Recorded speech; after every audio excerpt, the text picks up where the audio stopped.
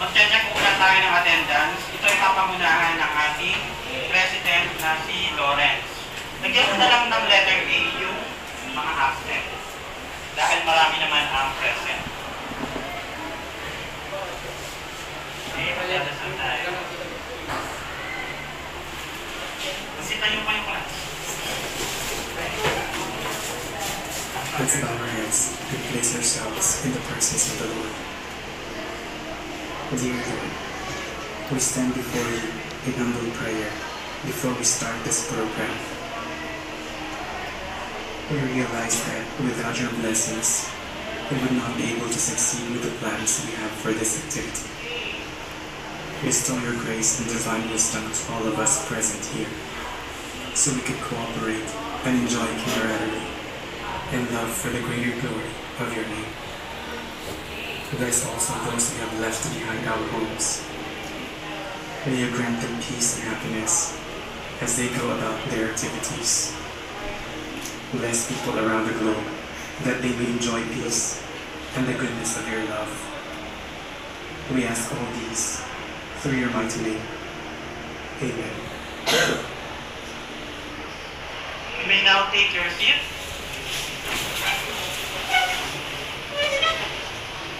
Okay, ang inyong lesson ay nakaangkla sa MELCS o tinatawag ng most essential learning competencies. Nasa suri ang mga salik na nakaka-apekto sa pagkonsumo na ipapaliwanag ang mga pamantayan sa pamimili. Nakapagpamalas ng talino sa pagkonsumo sa pamamagitan ng paggamit ng pamantayan sa pamimili.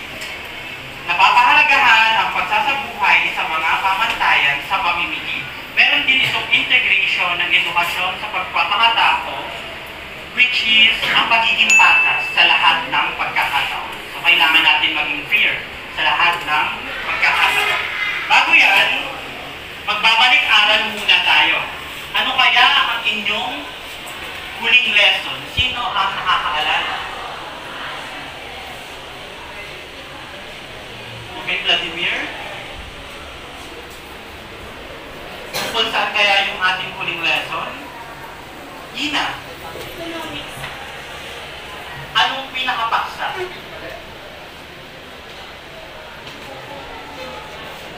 Sige, intindihin nyo. Lawrence?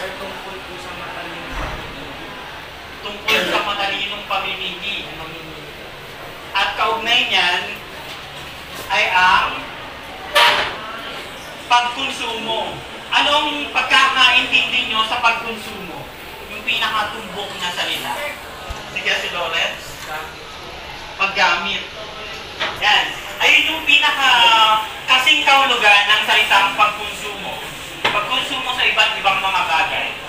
Whether ito man ay inaksaya, halimbawa ng kuryente, inaksaya o ginamit ng mabuti, kinonsumo. Ganun pa rin yun. Ganun din yung sa tubig. Kung ginamit nyo ng tinipid o inaksaya, kinonsumo pa rin yun. Ngayon naman, magtutungo tayo sa ating balitaan. Okay? Tatawagin ko yung mga mag-aaral para sa balita ng ulat panahon at iuugnay ninyo ito sa matalinong pamimili. Sino ang mauuna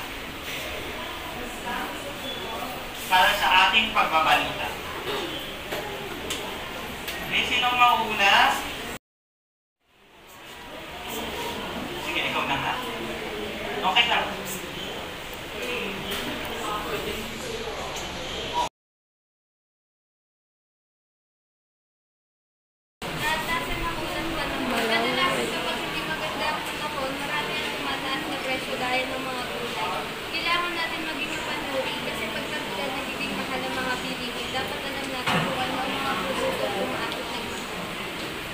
Guloy, palakpakan naman. Joseph Valentino. Sa ngayon ay tutunghayan natin ang lagay ng panahon ngayon. Idineklara na ng pag-asa ang konsep ng hangin-amingan o northeast monsoon ngayong araw. Kaya asahan na natin ang bahagyang paglamig ng simoy ng hangin habang papalapit na din tayo sa Pasko. Bago ang lahat, ano nga ba ang hangin-amingan?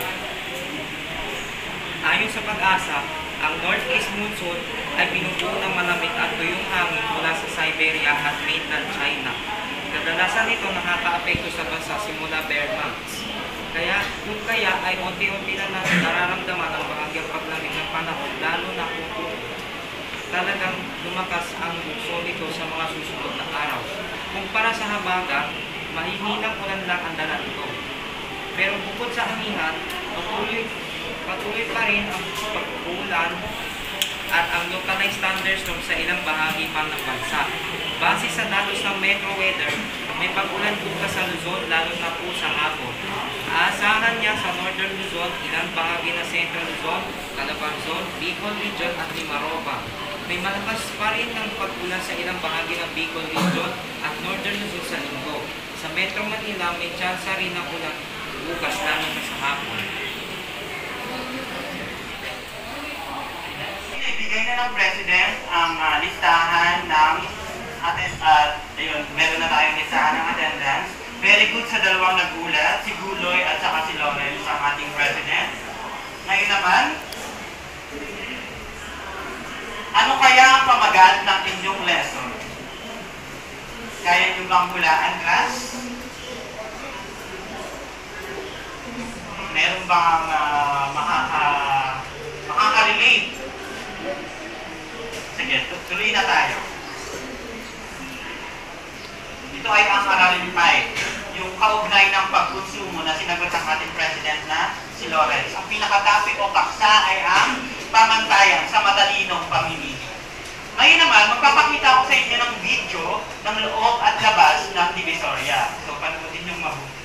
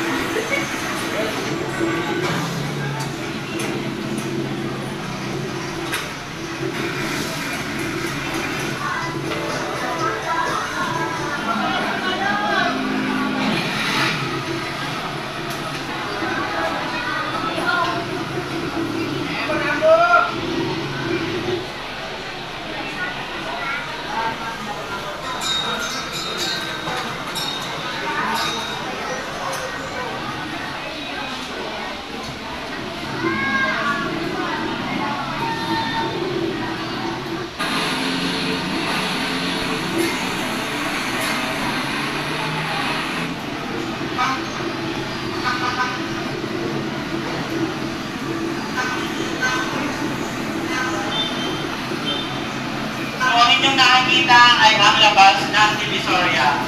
Punta na tayo sa loob ng Divisoria para makita ninyo. Hi guys! Welcome back to our channel. For today's video ay nandito tayo sa Divisoria dahil dito tayo magsha-shopping. Paso ang contestants! Kanina sa video tayo. Diyan na ha. Ating kapatid ko! Ayan. Our video for today is 1,000 So, pagalingin kami mamaya mag-shopping. At ngayon lang ikaw nakabalik ng Divisoria. Si Mama at Sophie na talaga dito. Laman ako ng Divisoria. So, galingan mo mag-ili. Parang lugi tayo. Ano tayo? Veteran? Parang ganon. Kaya makakapasok. Ayan. So, pwede nyo alam, bonso ang pinunta namin dito. Okay, tara na mag-shopping na tayo. Okay guys, so nandito na kami. At ngayon, mamimili na kami. Good luck. Pagalingan na lang to ha. Kaya yung mag-judge kung sino yung pinakamagaling. Comment nyo down below. Let's do this. Uy, huwag kayo masyado tumawad ha. Walang tawad-tawad to ha. Ano tawag? Siyempre, bawal tumawad masyado. Kawawa na yung nagtitinda. Siyempre, nagpakasal ako. Magkano yung wedding gown niyo? 25 na. 25 pesos? Bili akong 40. Hindi ako. 25,000 hindi kasi. Hindi abot yung budget natin. Kahanap tayo sana. Ano, bagay kay Mona. Papakasalagan. Hindi nga, dibu yun. Red. Tapos na yung dibu. Sige, dibu ulit. Magkano po? Ah! 1,000! Ay, bride pala to. Hindi pa kasi ako bride. 1,000, sale na po to? Sale na siya? Magkano? 800. Last price po. Eh, yung second to the last price. Ay, hindi. Mamaya na Ano yung budget ko? Hindi pa kasi ako bride. Saka babalik ako pag bride na ako. Mao, maganda to. O, pa, pinibig yan na. Tapos pupunta ka sa sauna. Suot mo yung ganyan. Gusto mo gano'n? Okay. Nansi tayo. Sa'yo, blue ka.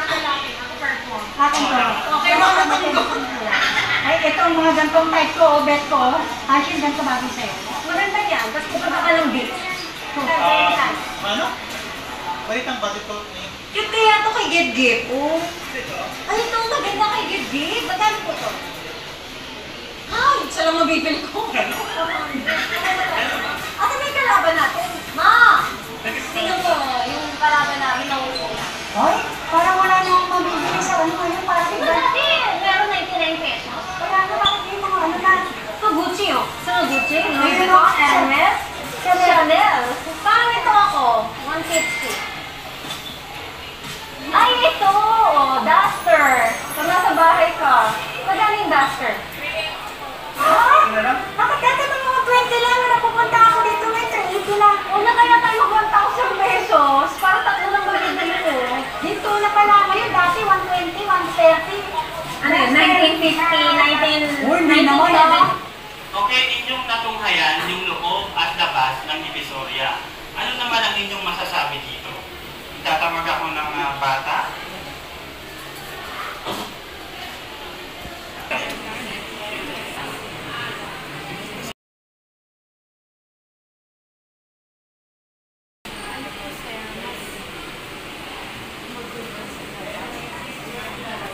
Sa loob naman, kasi air condition na yung loob. Okay, very good. Nakita kong tumaas ng kamay si Ina. Ina, ano ang masasabi mo tungkol sa loob at labas ng Divisoria? Pero mabili po sa labas, mas mababa kasi sa city. Okay. Take yung class, maingay, magulo sa labas. Ganun din naman yung loob. Ang pinagkaiba nila, syempre yung loob, mall na yon, so air condition, mas komportable yung mamili. Pwede ka rin naman tumawad doon. Dapat mag-budget ka lang maayos, tumawad ka, dapat aware ka sa gamit mo kasi baka maduputan. Alam niyo naman, maraming tao sa Divisoria. At tip, huwag kayong magdadala o magsusuot ng alahas. Tapos, bago lumabas, mamili, kumain na agad para hindi gutom, hindi manilo. Yan, napakaraming pagpipilian sa Divisoria. Alam niyo, ang naalala ko, doon ako nakakita ng facial mask na 10 pesos. Compared nyo sa Watson, magkano yun? Nasa 80 to 100 or 100 plus. Ang layo ng diferensya, no? Facial mask, rather. 10 pesos. So, yung 50 pesos mo, pwede mo na siyang gawing facial mask ng 5 days. Yan. Ngayon naman, meron pa akong isang video na ipapakita sa inyo kaugnay ng pagiging matalinong mamimili.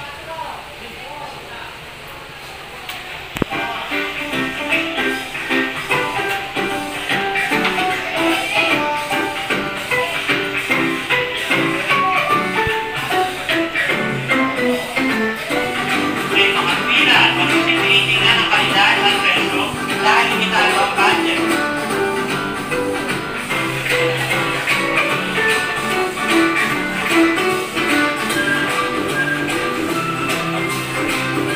Mapagpuri, tinitingnan ang expiration date.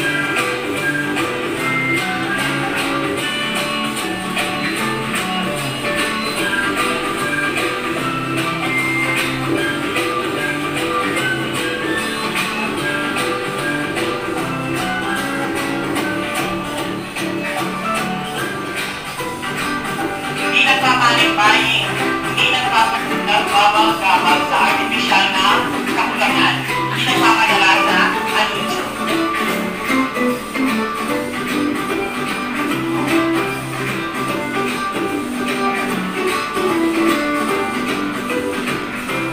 Sumusunod sa budget at hindi nagpapadaya.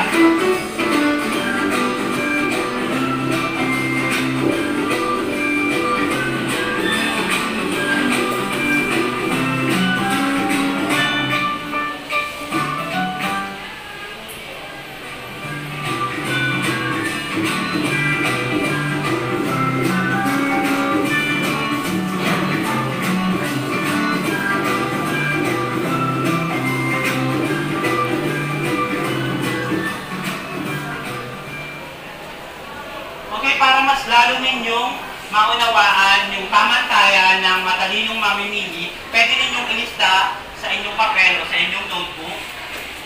Mag-ready kayo, baka kayo yung matawag mamaya. Okay? Ang matalinong mamimili, ano man ang iyong dahilan sa pagbili ng mga produkto o serbisyo, kailangan mong isaalang-alang ang value of money. Ano kaya itong value of money? O, dapat mas mabigat yung value compared doon sa presyo. Kung ito ba yung binibili nyo ay durable ba? Kung matibay ba ito, class, compared doon sa presyo. Yan, ang value for money. Ang unang pamantayan sa pamimili, unang-una dapat ikaw ay mapanuri. Sinusuri mo ang produktong bibilhin. Hindi yung basta ka lang bili ng bili. Tinitingnan ang sangkap, presyo, timbang, pagkakagawa, at iba pa. O, halimbawa, pag bumibili ka ng bag, tinitingnan mo kung maganda yung pagkakatahi. Ganon din yung sapatos, baka may damage yung nabili. Diba? Tinitingnan kung maganda yung pagkakakulay ng mga black shoes. Pumunta na tayo sa number 2. May alternatibo o pamalit. O yung tinatawag na best alternative.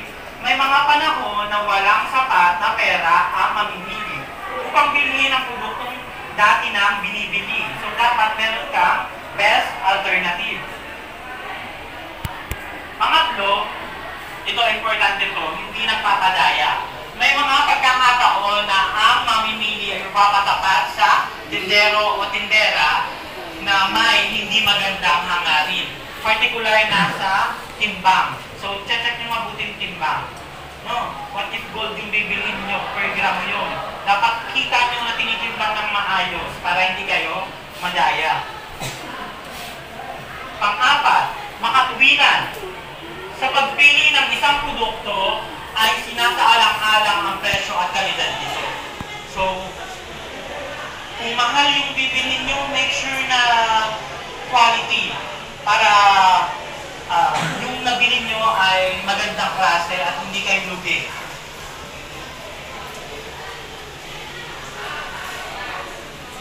Ang lima naman, sumusunod sa budget. Importante rin to, class.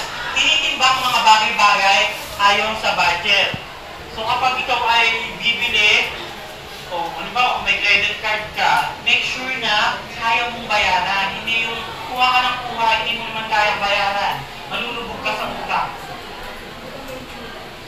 Pang-anim, hindi nagpapadala sa anunsyo. Ano ba yung anunsyo? Ito yung mga commercial, patalastas. Hindi nakakapagpabago ang pagkonsumo ng isang matalinong consumer ang pag-endorso ng mga produkto ng mga artista. So ikaw, bilang mamimili, titingnan mo kung magandang klase yung bibilhin mo. Pang-pito, hindi nagpapanik buying. Madalas nangyayari ito kapag Christmas, kapag kapaskuhan o magbabago taon, kapag nagkakaubusan ng mga items. Hindi ikinakabahala ng isang matalinong consumer ang artificial na kakulangan na bunga ng pagtatago ng mga produkto. Ito yung wording. Yan. Pagtatago ng produkto upang magkulang ang supply sa pamilihan na nagdudulot ng pagtaas ng pangkalahatang presyo. Ang gagawin ng mga nagtitinda, magtatago sila, and then aantayin nila na magtaas yung presyo sa kanila ilalabas. Yun ang tinatawag na wording. Bawal yun, class. Lagi niyong isang-isip ang pagsasabungay sa mga pamantayan sa pamimili ay makatutulong upang maiwasan mo ang pag-aaksaya sa limitadong resources tulad ng pera at makamit ang true value of money o maging sulit ang halagang ibinayad. Ayun yung true value of money yung binili. So ayan, magsasagawa na kayo ng fashion show. Pipili kayo ng bawat model sa grupo na inassign ko kahapon. So magbibigay ako ng bond paper para model ng napili ninyo, and then ilabas na yung mga marker, no?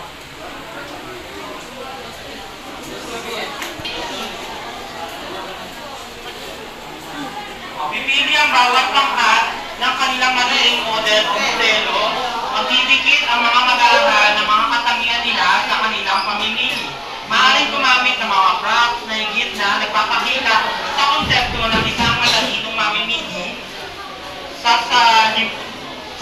ito ng tugtog upang higit na maging makulay ang presentasyon. Nakahapon. Model.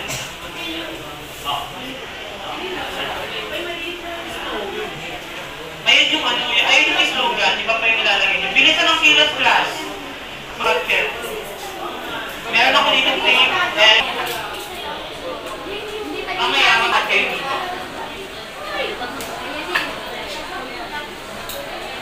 Okay, pakinggan nyo class yung rubrics para dito sa activity natin.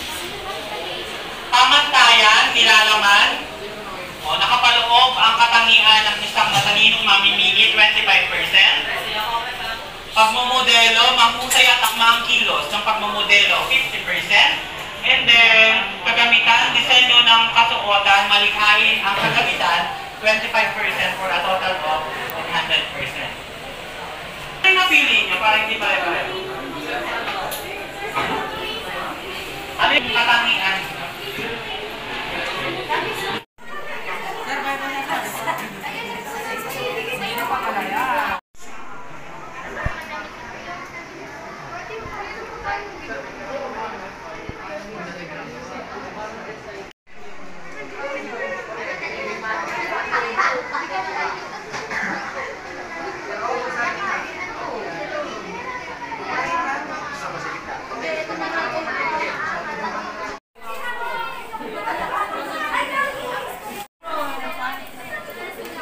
Number 1.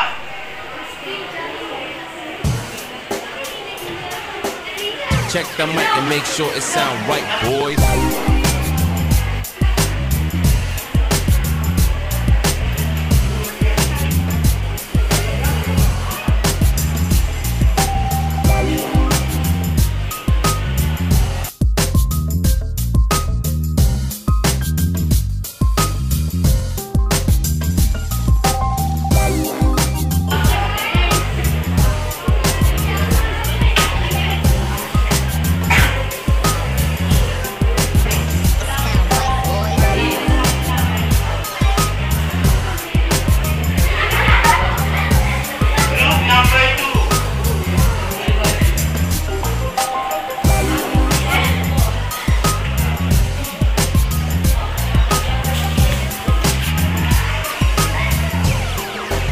It sound right, boys.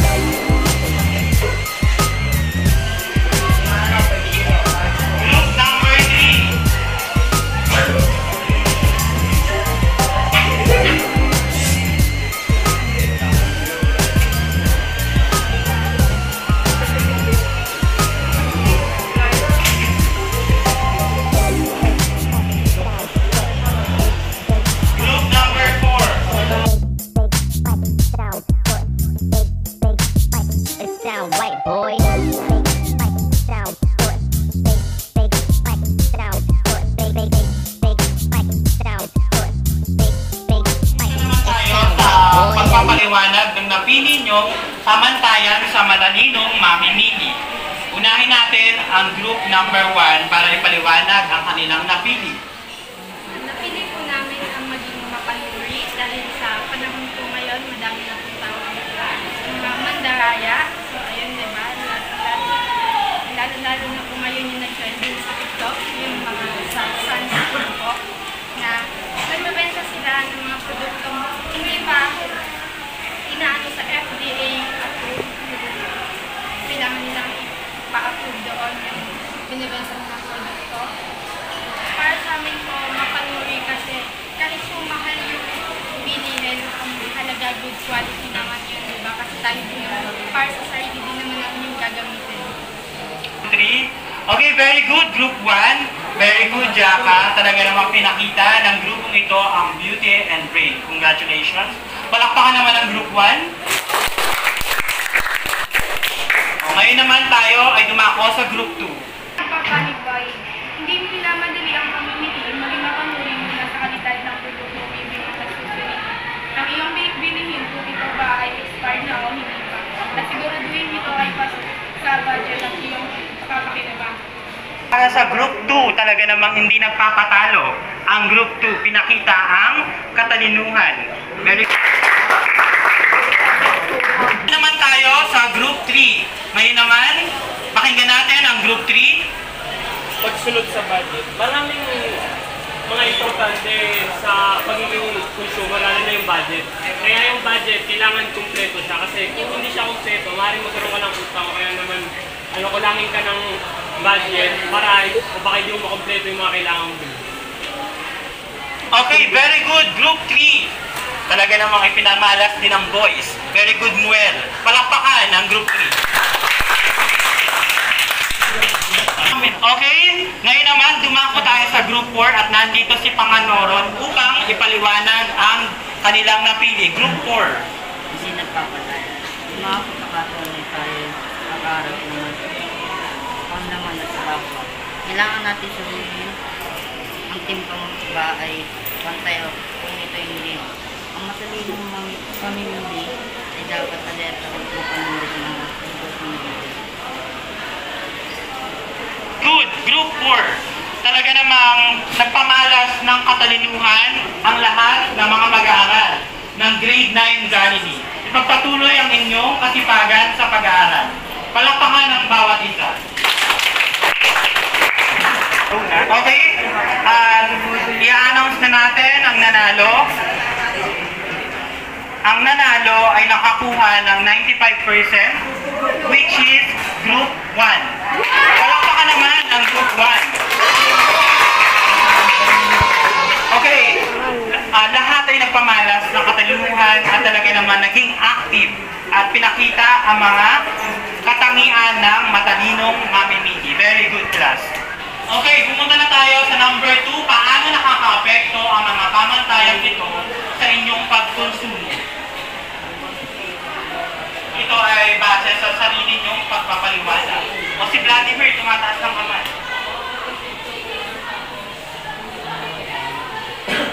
So kapag ikaw ay matalinong mamimili, sinagot ni Vladimir na ikaw ay makakatipid, hindi ka ma-i-scam, ibig sabihin hindi ka maloloko. So maraming salamat, Vladimir. Palakpakan naman ang mga sumagot na.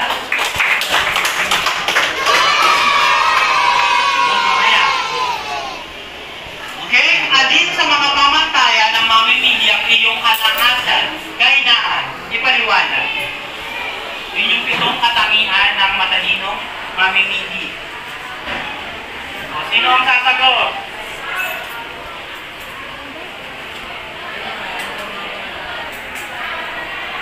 Ibig sabihin, kalakasan, saan ba kayo expert doon sa katangian ng matalinong mamimili?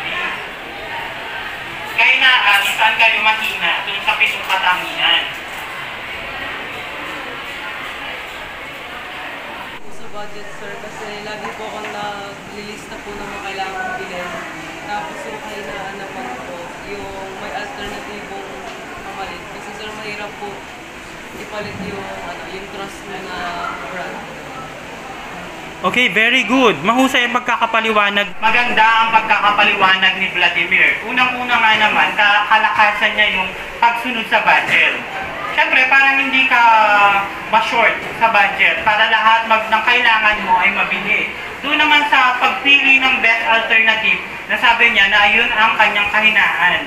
For example, dun sa sinabi ni Vladimir, meron kasi siyang trusted brand.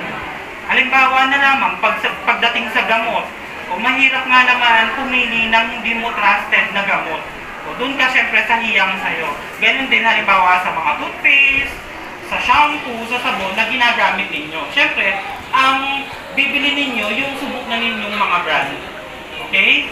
Sir, yung kalakasan po, maging kasi po, diba, iniisip ko po, para sa akin din naman yun, kapag hindi na natin kailangan nila tumingin sa presyo ng mga hindi natin kailangan natin. Good quality kasi para sa sarili natin. Kasi kailangan po, pagpapanic buying, kasi po, diba po may mabalitaan lang tayong ganito. Pagpapanic buying na tayo, hindi natin baka makabos na tayo.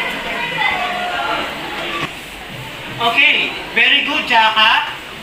Ang kanyang kalakasan ay pagiging mapanuri. Napaka-importante rin nun, class. Siyempre, tayo bilang mga consumer, bilang mga mamimili, sinusuri natin mabuti yung mga product na binibili natin. At ang kanyang kahinaan, actually, it is a good na kahinaan.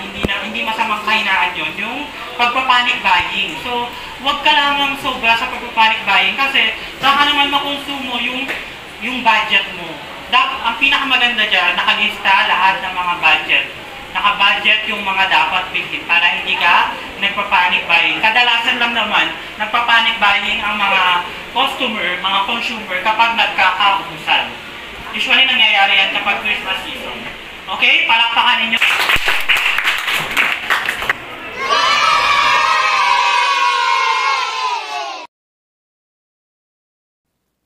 Bubuo ang mga mag-aaral ng slogan kaugnay ng matalinong pamimili. Babahagi ng piling mag-aaral ang kanilang gawain sa klase. Gawing focus ang tanong na bakit mahalaga maging matalinong mamimili.